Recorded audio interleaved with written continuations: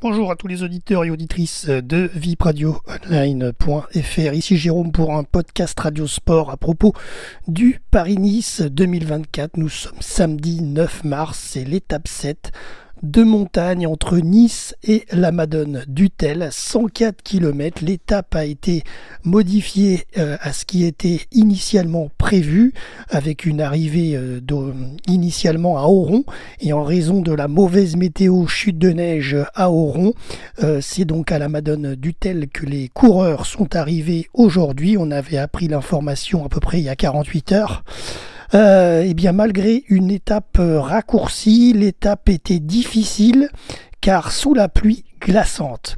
Les coureurs sont donc partis de la promenade des Anglais ce midi pour rejoindre Saint-Laurent-du-Var, la côte de Gatière, Bouillon, Roquestéron, Gilette, puis redescendre de la vallée du Var en direction ensuite de la vallée de la Vésubie, en direction de Saint-Jean-la-Rivière, puis l'ascension du col de la Madone d'Utel, 15,3 km à 5,7%. Voilà.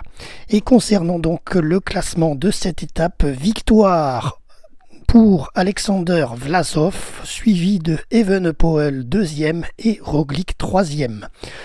Le vainqueur d'hier à la Colle-sur-Loup de l'étape 6 termine en 4e position. Il s'agit de Matthias Gjelmoz. Et le 5e du jour, c'est Jorgenson. Notre Français, le premier qui pointe dans le classement, il est à la 9e position, c'est Aurélien Paré-Peintre. Il était 6e hier à la Colle-sur-Loup, il termine en 9e position aujourd'hui de la journée de cette étape 7 à la Madone d'Utel. Concernant le classement général, le maillot jaune, l'Américain Brandon McNulty a défendu son maillot jusqu'au bout. Il a réussi à le conserver avec 4 secondes d'avance sur son compatriote Jorgenson, justement, qui est lui aussi américain. Le maillot vert, c'est pour Mats Pedersen. Le maillot à pois reste sur les épaules de notre Français Mathieu Burgodeau. Et le maillot blanc, c'est aussi pour Jorgenson, l'Américain. La meilleure équipe, c'est l'UAE Team Emirates. Voilà concernant cette étape 7 du Paris-Nice 2024 depuis le col de la Madone d'Utel.